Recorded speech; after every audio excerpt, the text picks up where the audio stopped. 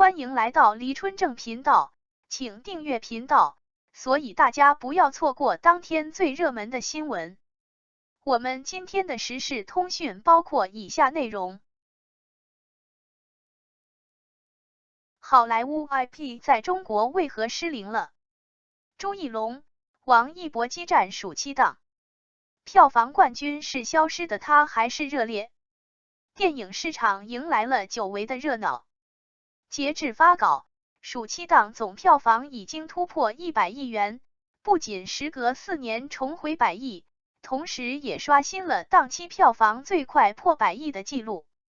回顾上半场，《消失的她》一骑绝尘，八角笼中和长安3万里分庭抗礼，国产片质量的进步，工业化的成熟以及观众审美趣味的提高，都印证着中国电影60万0977市场正在走向新的阶段。在此背景之下，爆米花式的故事套路不再受中国观众盲目追捧，好莱坞 IP 逐渐失灵，国产片保护月变成了好莱坞大片保护月。因此，即便60岁的阿汤哥仍在卖命实拍，《碟中谍7》的票房还比不上11年前上映的《碟中谍4》。关于暑期档，更多的悬念将在下半场揭晓。在《封神》、《超能一家人》、《巨齿鲨2》、《热烈》等影片的加持下，今年暑期档的总票房是否有望打破2019年178亿元的纪录？此外，朱一龙和王一博两大顶流激战暑期档，《消失的她》和《热烈》谁会是档期冠军？《碟中谍7》票房为何失利？7月14日，《碟中谍7：致命清算》上，以下简称《碟中谍7》，在中国大陆上映。睽违5年的超级 IP 加60岁仍在卖命时拍的阿汤哥加中美仅相差2天的上映时间加不俗的口碑评分，这样的组合拳之下，按理说《碟中谍7》本应具备成为爆款的潜力，但是结果却有点出人意料。上映首日，《碟中谍7》排片占比约为 25%， 低于当时已上映9天的八角笼中的 29%， 日票房仅约5340亿元，低于八角笼中和长安3万里。可以对比的是，2018年《碟中谍6》上映首日就凭借将近50%的排片拿下 1.68 亿元的日票房，并且连续3天日票房都破亿。截至发稿，根据猫眼专业版的预测，《碟中谍7》的内地总票房或定格在 4.03 亿元，这与《碟中谍6》的 12.45 亿元和《碟中谍5》的 8.68 亿元根本不在同一个量级上，甚至还比不过2012年上映的《碟中谍4》的 6.72 亿元。实际上，《碟中谍4》的票房失利，只是再一次印证了好莱坞 IP 在中国失灵的现实。根据 The Hollywood Reporter 报道，2019年，好莱坞众多电影公司在中国的总收入同比下降 2.7%， 这是自好莱坞大举进军中国市场以来的第一次下滑。业界普遍认为，中国观众对爆米花故事套路出现审美疲劳，是好莱坞大片在中国市场走下坡路的主要原因。一位看过《碟中谍7》的观众评价道，这几年每部好莱坞大片基本都看过，但是一部比一部失望，这怪不得观众，片子越来越无聊，虽然都吐槽国产片，好歹还有一些新意。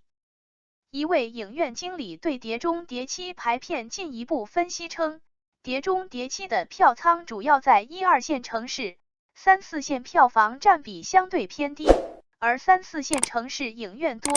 更受3、4线城市观众欢迎的影片，排片自然会稍高。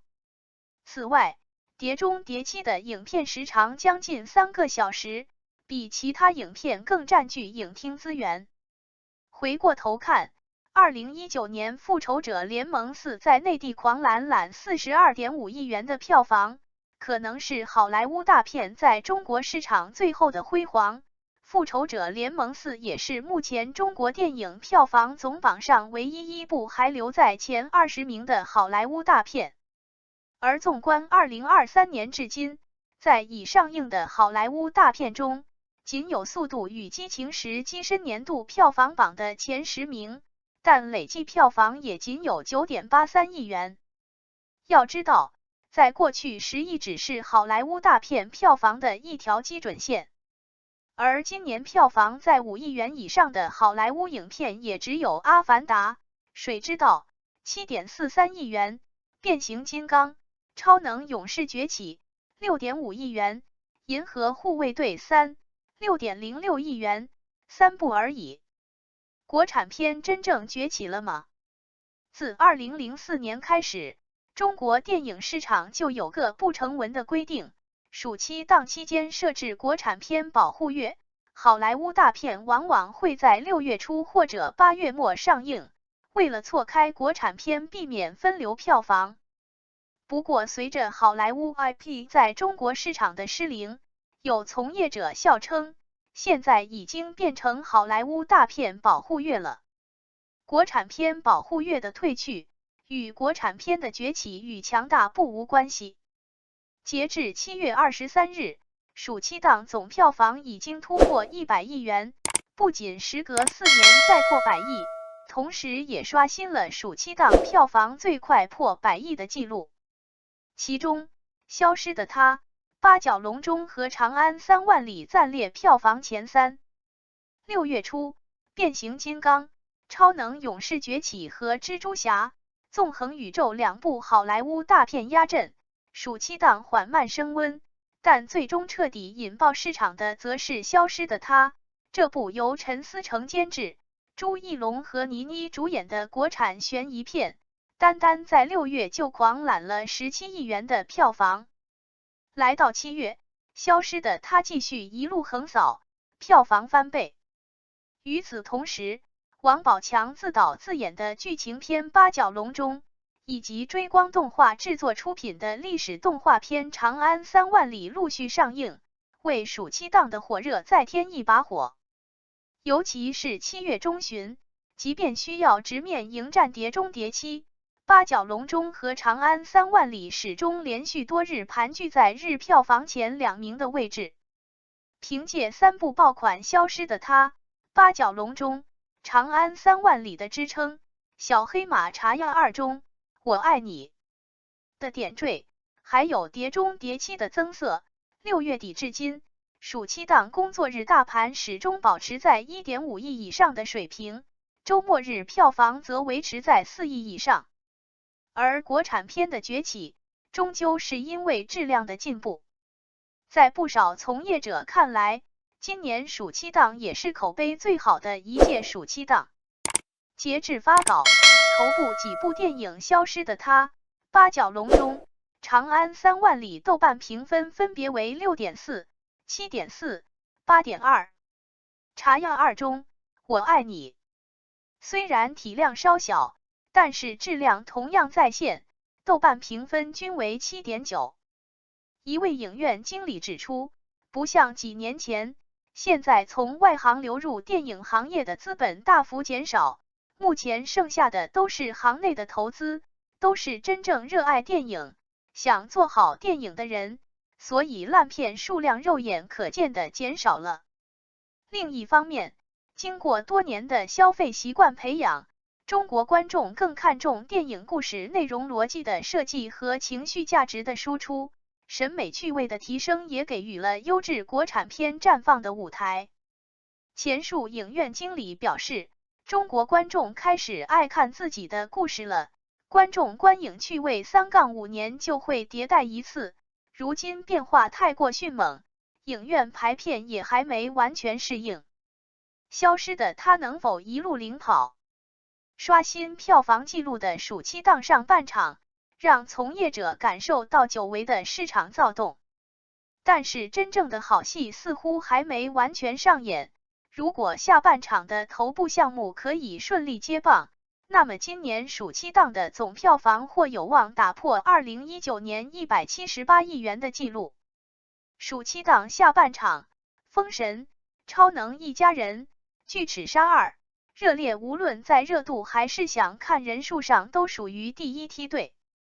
几部影片的类型也各不相同，包括魔幻历史、奇幻喜剧、动作科幻、青春励志，理想情况下能够将观众基数最大化，共同推动大盘走势。除了档期票房能否刷新之外，今年暑期档还有一个更大的悬念，票房冠军最终花落谁家仍有变数。在剩下1个半月的窗口期里，消失的他能否一路领跑至最后还不好说。纵观下半场几部种子选手，发稿时封神和超能一家人已经上映。封神自带太多故事，比如超10亿的成本投入，国产电影顶级的工业水准，群星云集的演员阵容，以及近10年漫长制作的艰辛曲折。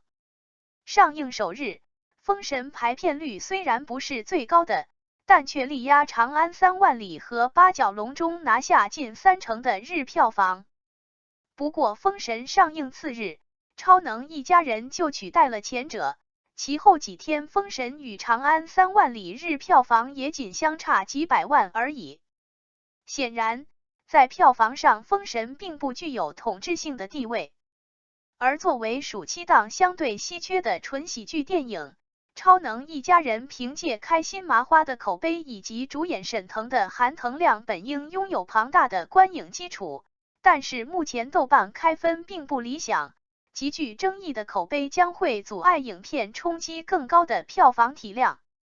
巨齿鲨则曾在2018年暑期档一举斩获 10.3 亿元票房，而今年8月初将上映的巨齿鲨2，深渊更是有吴京的巨大加持，让影片收获足够多的吸引力和热度。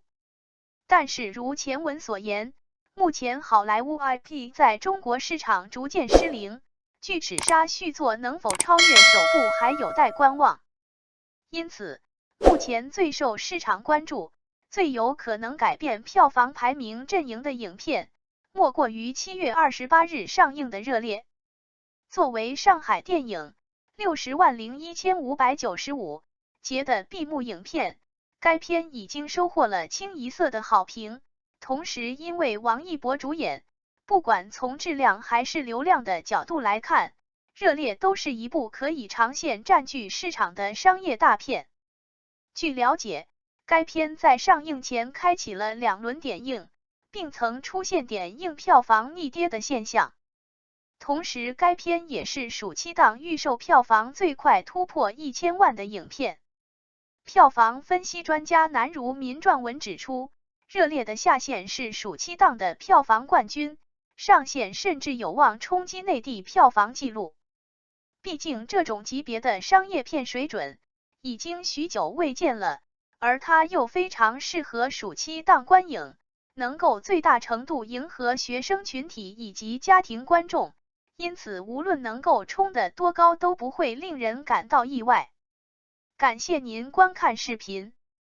如果您觉得本时事通讯有用，请不要忘记点赞、评论和订阅。